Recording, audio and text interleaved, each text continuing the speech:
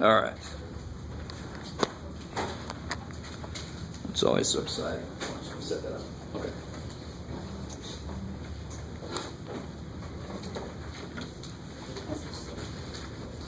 By the way, there's two things. Do you guys know that a lander, they landed something on a comet? Do you know that? The Philae lander is what it's called. I love that. It's Philae. I'm not really sure how to say it, but I always say Philae. It sounds like there's fish up there in space. And they landed it, and the poor little thing bounced around and then went up against the wall, so it couldn't get sunlight, and it went to sleep 7 months ago. And it just woke up a few days. That sounds like a horror movie, but it just woke up, and it sent out a little tweet. Hey, I'm here. And so they're just starting to collect data again. So that's you just got to go, holy shit, look what we as humans have done.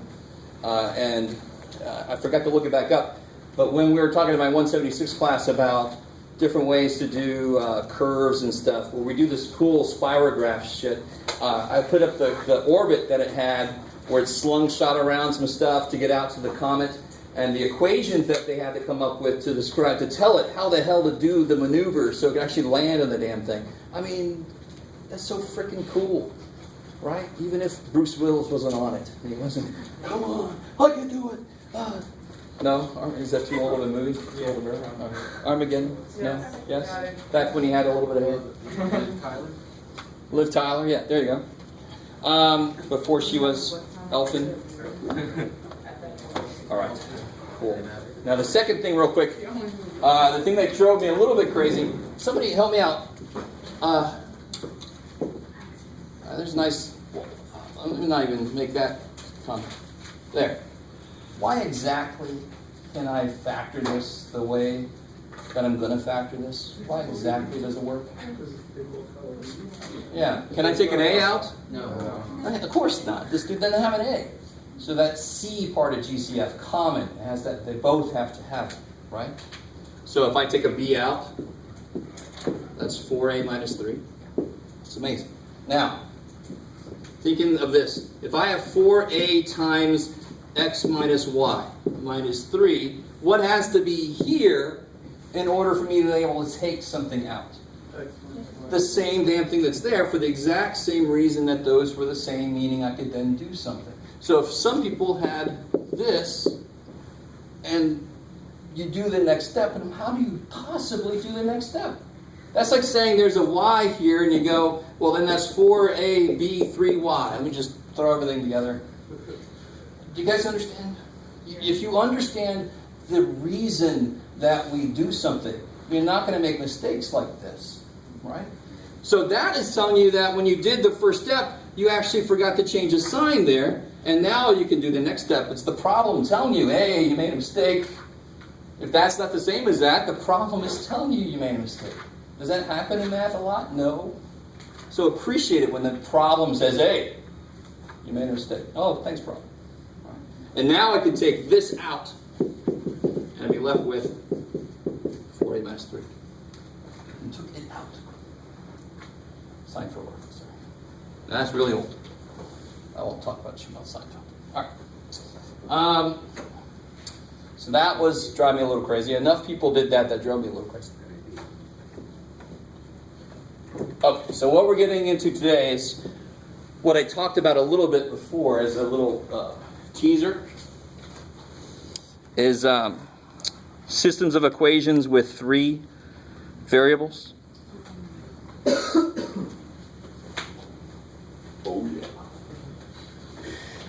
So, how the hell do I do that? So just remind me, let's do an example of an easier problem.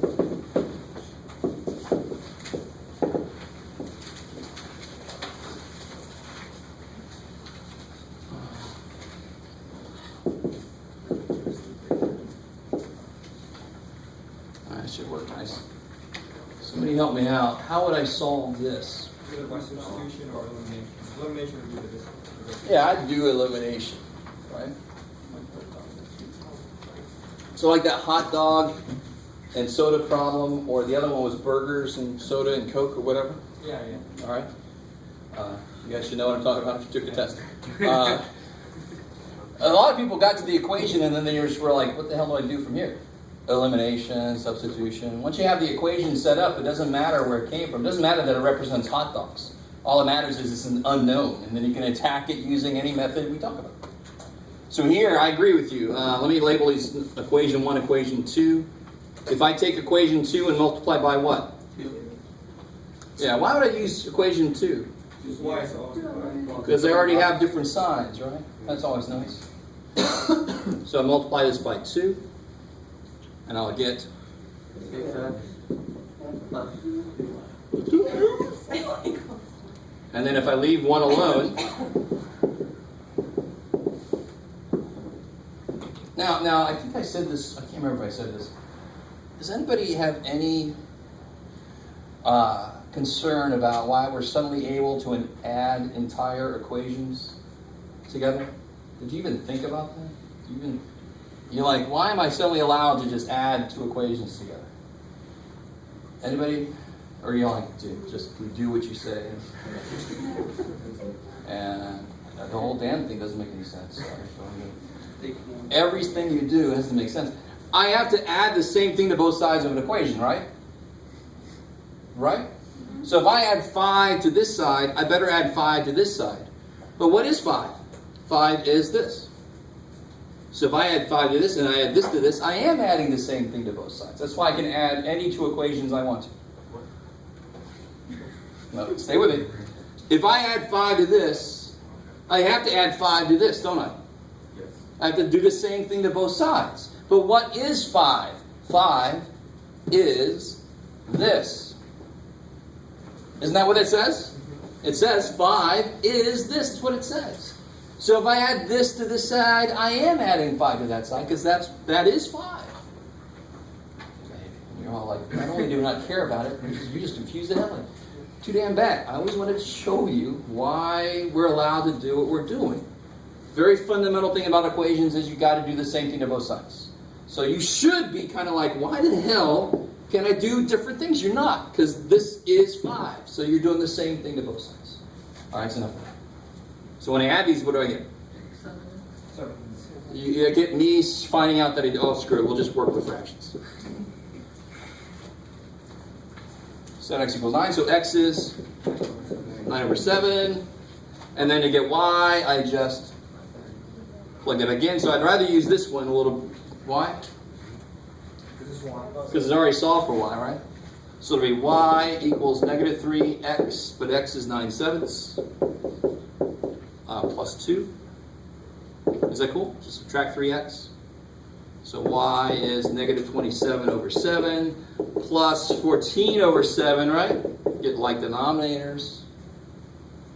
So y is negative 13 over 7.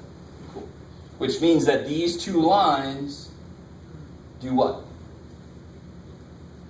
What is that? What our results? What does that tell me those 2 lines do? Share the same denominator. They intersect where? At that point, kick-ass. So whenever you solve a system of equations, what that means graphically, visually, is these things, whatever they describe, meet at the point you got as an answer. That's why sometimes there could be no answer here, because you might have 2 lines that never meet. Or there could be an infinite number of answers, because you could have 2 lines that are actually the same lines, so they meet everywhere. That's why you get some of these with infinite solutions. All right, maybe.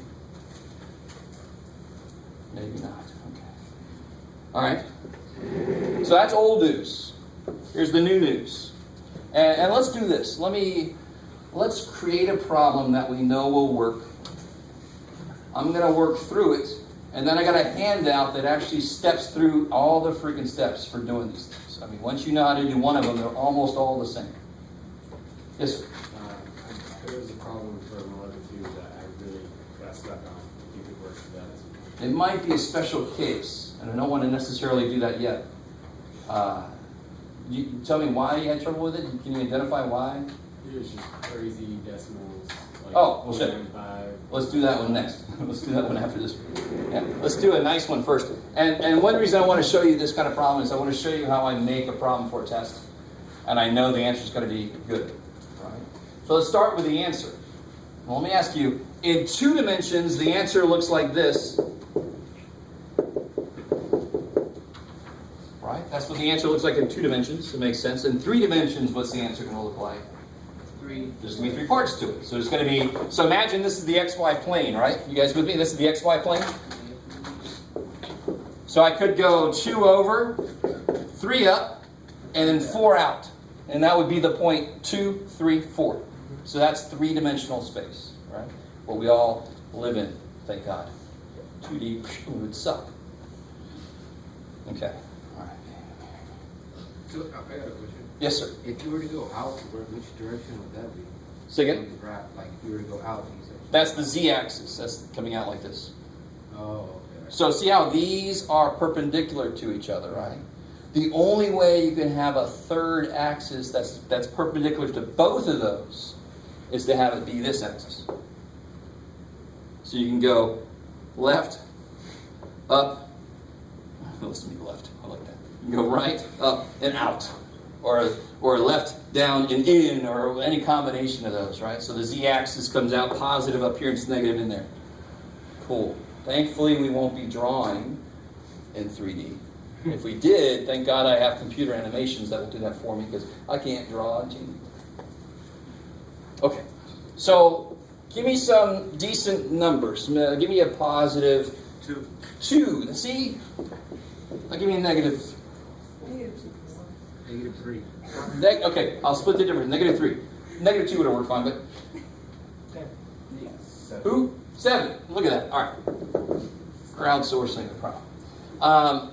So I'm going to make 3 equations. Let me make the first equation, then I'll get you guys to help me out. So say the first equation is 2x plus y plus z. See, I could have put any damn thing, you guys. I could have put 3x minus 11y plus 28 billion z, right? But there's a specific number that has to go here to make the answer be this, right? What number has to go there? 2 times 2 is 4 minus 3 plus 7. Yeah, 4 minus 3 is 7, 8. So if I put an 8 there, then that is an answer to this. How many answers are there to this equation? No? No? What does an answer look like? One answer looks like this. There's an infinite number of answers. In fact, there's an even bigger infinity than, remember, we know this. How many answers are there just to that? There's an infinite number. I know I'm throwing a lot at you, but some of it's old. But one thing I don't think I've said yet for you guys that I love is one reason we draw graphs in the first place is if I ask you what are all, list all the answers to that. Can you imagine that? List all the answers. All right, well, you could get 7 and 1. Right? You guys understand what I'm saying? You get 11 and 3. Doesn't that make 5? And how long would that list be? What about 7.496396? That's got a y. So wouldn't you have an infinite, holy shit, you want to make that list? No. So if some dork comes up to you and says, list all the answers or else I'm going to kill you. And you go like, oh. So what you do is you graph it. If I graph a line, then I say, there's all the answers. That's the list of all the answers. Well, I want that one. Well, then go there. Get it. Leave me alone. I'm done. So graphing an equation is the quickest way to represent all of the answers to that equation. How are we doing so far? Good. All right. Whew. Now, so you guys help me make another one. So now we just got to get some coefficients. So maybe negative coefficient. 4. Negative 4x plus 6y. It's crazy. I'll do this one. Minus z. Now see what's got to go here to make that true, to make my point true. All right, because it'll be negative 8, right? Plus negative 18 minus 7. Negative 33. Yeah, so it'll be negative 15 minus 18, negative 33. Cool. I just to let you guys realize, what I'm doing with you right now is nothing you have to do in the homework. They're not going to make you do this. But it's kind of nice sometimes to see a problem in reverse. Start with the answer or make it. Then we're going to solve this, and we already know what the answer is supposed to be. That's kind of nice. So the third one, just to make this go a little bit quicker, let's see, x minus 2y plus 3z. What's that going to be? So x is 2 minus 2y plus 6 plus 21. 29, yeah, good. So 29's got to go there. All right. So all that was just to set the problem up. All right, and that's just me. In the homework, they're going to give you that, and then you got to solve for that. Okay. So let's try to solve this. And immediately you can see what sucks about solving this. How many of you guys know about matrices? A few of you. All right, you got to let go of that until we get to the section where we actually do matrices. Don't do anything in this section 11.1 with a matrix. You're not supposed to use it yet. That's not fair, right? And I don't mean the movie. Keanu. I know Kung Fu. All right. So how the hell am I going to do this? What sucks about this is I have one more variable that I'm used to. I have one more thing I don't know. So the beautiful thing about systems of equations, if there's any variable I don't want, I can kill it, right? So if I killed this guy once, I'd be left with some y's and z's, right? If I killed this guy, I'd be left with some y's and z's. And then I could kill a y or a z between those two. So the whole idea is kill a variable twice, because then you'll have two equations with just two variables in it. And that's old news. We know how to do that. So how do I kill the x, for example? I could have used, or what, is z better? Z's a little better because what's the easiest way to kill z? No. Add 1 and 2, right? Oh, yeah, they're already. I love it. So 1 plus 2 equals 4. Did you know that? What? Because it's my fourth equation, right? So what is 1 plus 2? Let me write it like this. 1 plus 2 will give me the fourth equation, because I already have, you guys with me? So if I combine any of these equations, I'm making a new equation. Why is it going to be a better equation? Because it'll only have two unknowns. I'm not triply unsure, I'm only doubly unsure. So what's 1 plus 2? Do you have to write them all over again? What do I get? Negative 2x plus 7y. And the z's cancel, right? Equals negative 25. Cool. All right. All right, cool. It's not too bad. Now, do you see how it makes sense? If I kill it one more time, if I make a fifth equation that has x and y in it, then I'm back in old news territory. I can kill one of the x's or the y's and get an answer. Okay. So what's another way I can kill z? Minus 3. Yeah, I can take the second one, Minus 3. the third one, but what do I have to do to the second one? Multiply by 3. Yeah, so 3 times the second equation. So what's that going to be? 3 times the second equation, what's that?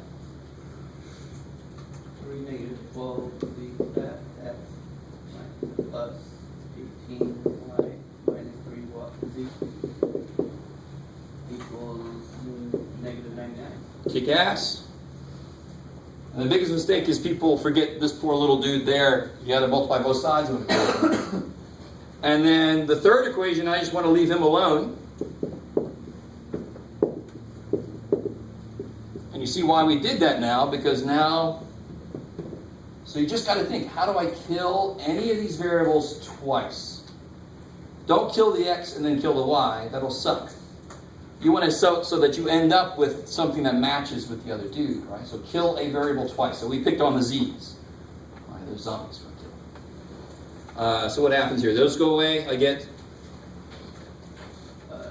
Negative 11x plus 16y equals 70, negative 79. No, 70. cool. All right. I like it. I like it.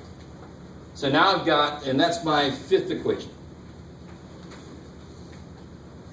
So now I've got this equation, and I've got that equation, and between those two, now the only thing that sucks about this is my numbers are kind of crappy, right? But too damn bad. We should all be able to handle slightly bigger numbers, right?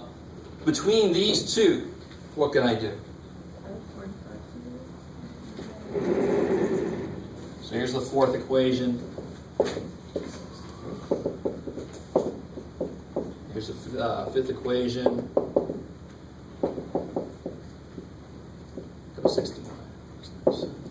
Okay. Now, in one sense, this is actually kind of easy.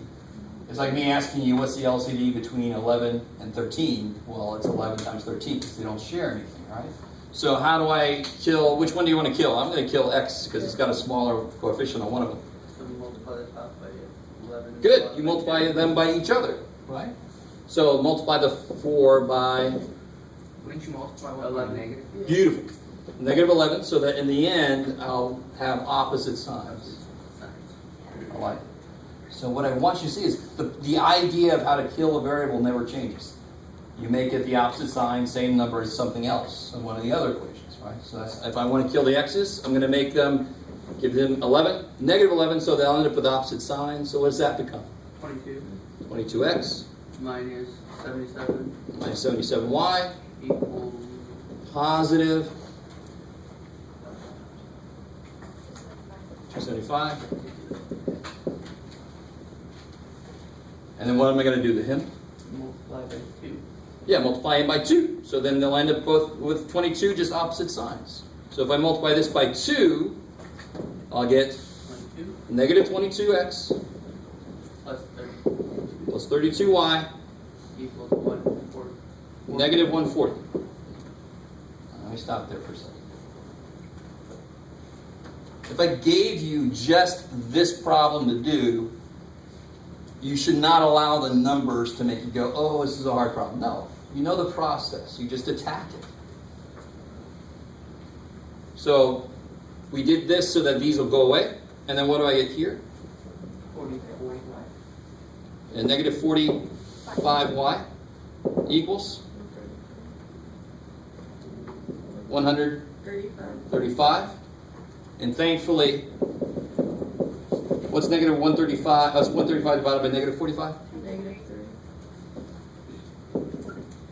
And what was our y supposed to be? Negative Yay! All right. Didn't play before. 3. Hooray. Yeah. All right, that's one thing. Now here's the part. So this is almost always exactly the same. Kill a variable twice. Then kill another variable. And that leaves you with one dude. Here's the lone survivor at the end. Now it's like dominoes. Not the pizza, thankfully. Now you just plug in. You just plug it back. You just fall back. If I know y is this, then here's an equation with y and x in it. I can figure out what x is. Now, of course, I'm not done until I have values for x, y, and z, right? So once I know x and y, I can just plug them into one of those. That's what I mean by dominoes. You fall back, and then you fall back again. So if I know y is negative 3, if I want to use this guy, how do I get x? I just plug in Negative 3. negative 3. And then solve that. Yes, sir. Well, could you plug it into number 5? Any Hell yeah, of course. Either one of will these. work. Okay. And you can do it in both as a check. Okay. Yeah. It has to be 4 or 5 though. Yeah, because if you try to plug it in over there, you only know y, you'll have 2 unknowns left again. So you want to go back to where you only have 2 to begin with. So if I know one of them, then the other one I can figure out. Then you know 2 things. Then you fall back one more. Your domino falls back one more. Go to the very beginning, plug 2 things in, you'll know the third thing. So if I solve this, negative 2x equals add 21, divide by negative 2, I get x is 2. Is that right? Yay! So I know x is 2. I know y is negative 3. So to figure out z, I can use like equation number 1. That looks nice. So if I use equation 1, this will be twice 2 plus negative 3 plus z equals 8. 4 minus 3 is 1. Subtract 1, I get z is 7. Yeah. Isn't that exciting? No. I'll even admit that's not very exciting. But is it understandable? Hell yeah. So let me give you this handout. Let me see what you guys think about this. And then I'm going to give you a problem to try on your own. Yeah, at least they're better than matrices. Matrices are better than this. No. Do you want to do that process if I gave you 5 equations with 5 unknowns? Yeah, it wouldn't matter. I don't really understand it. All right. Let's see if I can turn you like I did with the table. You're still with me on that, I don't know. I Yeah. remember you said they made a little more sense. They make more sense the way you describe them. It makes no sense the way the other math teacher described them. We'll see what I can do with that. Oh, wait a minute, I'm giving you the wrong. Well, you guys can hold one of this. Is this matrices? Yes. I have 2 handouts. We're going to do this later today. I'll finish passing this out. Yeah. It's because we were talking about it. I'm so excited about actually having a handout for my colors. I don't understand. So just do me a favor. It's my mistake, sorry. Just put this away for right now. So just like do that. Too many R1, handouts. R2, R3. Multiply R1 by R2.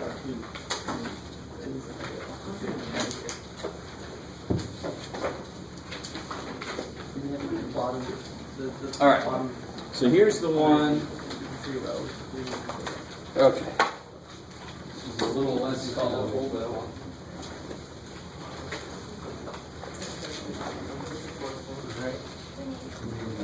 oh. I'll get you going.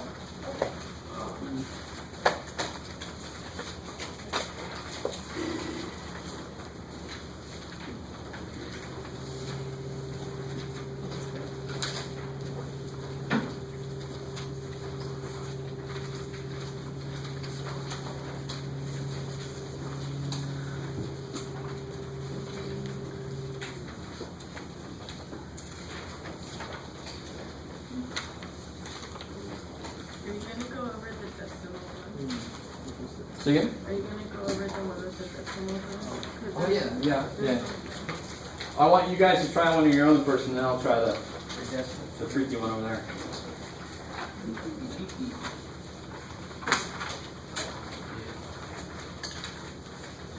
All right.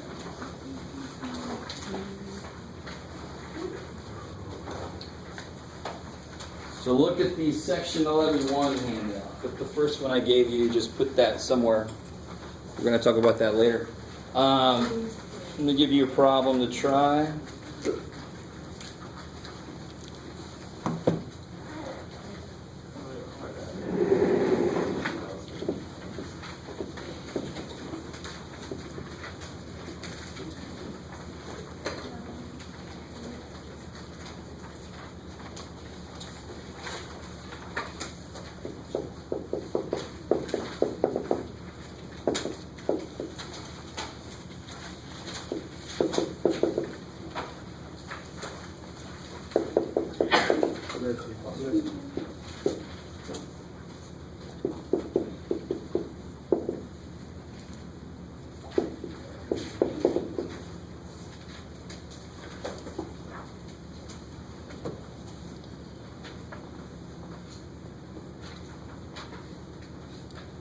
All right. So, yes. Oh, okay. Yeah. Either one? How did that happen? Is there a black hole in here somewhere? He went to the restroom, so. Oh. Okay, that's freaking me out. What was I about to say? Oh, you have desperately got to triple check the problem.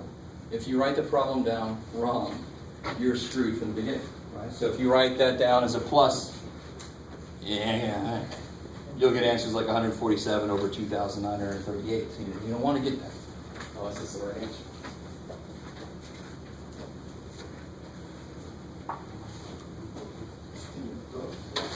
And you good? Okay.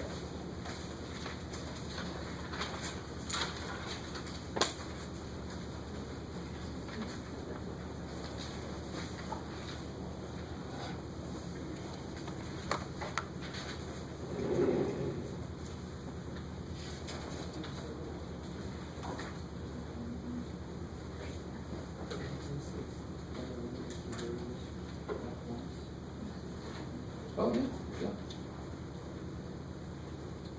So they would give you a freaky one. Yeah, they did. All right.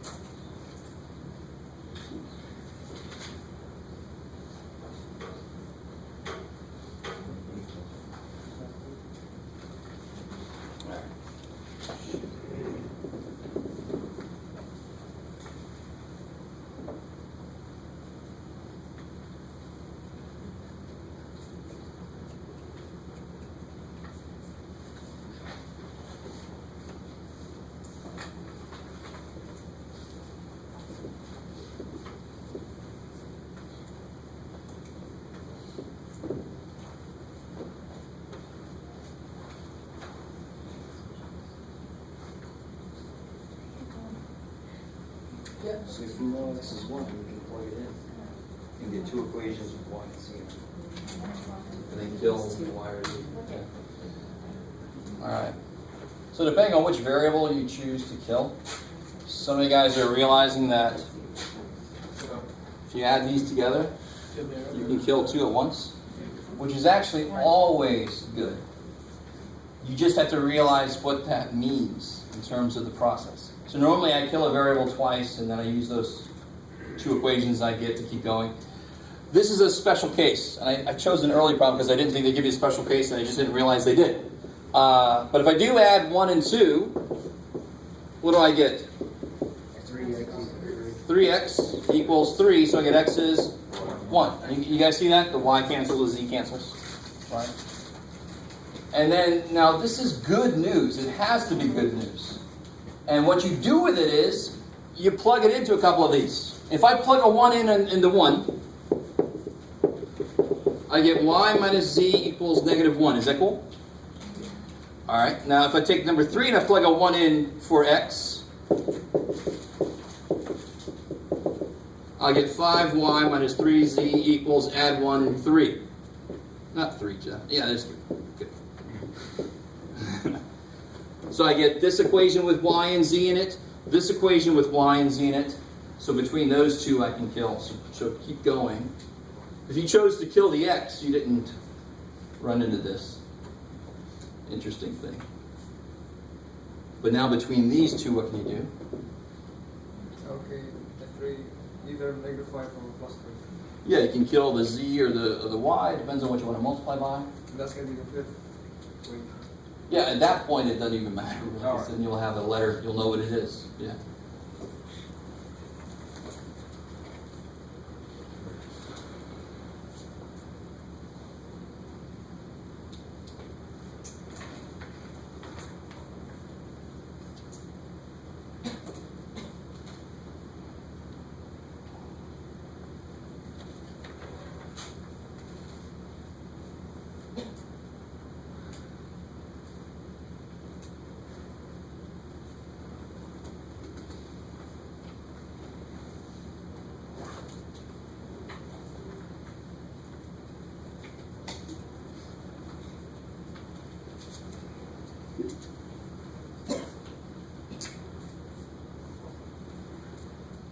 So if I want to kill the z, for example, I know some of you guys might have killed the y. If I want to kill the z, what would I multiply him by? Yeah, -3. Good. So -3 times 1. That would be -3y plus 3z equals 3. Good. And then leave this guy alone. 5y minus 3z equals 3. 2y equals 6. Yep, done again. Y equals 2y equals 6, so y is 3. So I know x, I know y. 3. I plug them both in one. And you can actually plug it in, you can plug it right there. It's awesome. If y minus z is -1, I can just plug a 3 in for y and figure out what z is, right? Or you can plug x and y back into any of those. It shouldn't matter what you do, because they're supposed to all meet at a point. They're going to say the same point no matter which one you use. Does that make sense? If they're all agreeing, then it doesn't matter who you go to. They're going to say the damn thing anybody else would say. So if I plug 3 in here, 3 minus z equals -1. So z is 4. Good. So that means visually what's happening then is, does anybody remember what this represents graphically, geometrically? What does that represent geometrically? A plane. It represents a plane, believe it or not. So one variable represents a point, 2 variables represents a line, 3 variables represents a plane. So point, line, plane. Okay, you guys semi with me? Does that make sense? No, yes? Because x equals 2 would just be a point there, right? Boom. X plus y equals 2 would be a collection of points that turns into a line. And what's a plane is a collection of lines. If I collect a bunch of lines together, I get a plane. All right, so what matters is if this is the plane of the ceiling, and that's the plane of this wall, and that's the plane of that wall, the point we got is that corner point. That's where they all meet. Now there's a lot of ways planes aren't going to play well with us, right? They could be parallel to each other. 2 could actually, let me see if I can do this visually. Can you imagine, I could have, if I'm looking on top of the planes, right? So here's the plane, you're looking on top. I could have one plane here and the other plane there. It looks good so far, and then the third plane does that. And you're like, oh, you stupid. So there's no answer. They don't all agree on anything. Are you with me? If any of you guys work with triangulation or anything, that sort of looks maybe familiar. You triangulate somebody's position, and very often you can only get within a certain area. But that's beyond the point. Okay, cool. Yes, sir. Yeah, so where did you get the -3 that you used to find y? The which one, sorry? The one, This here? Yeah, So I took the first equation here. okay, Are you cool with this here? yeah, And I just multiply by -3. okay. And why did I do that? So that the z's would cancel. Yeah, so I looked at I have 2 equations with 2 unknowns. Now I figure out how to kill one of the letters. So I could have multiplied this by -5 to kill the y, but I just chose to multiply -3 to kill the z. Either way you want to do it. All right. So let's do this. I get a sense that we need a break. So let's take a break. Come back at 10 after, and then we'll tackle the interesting decimal sounding problem back there.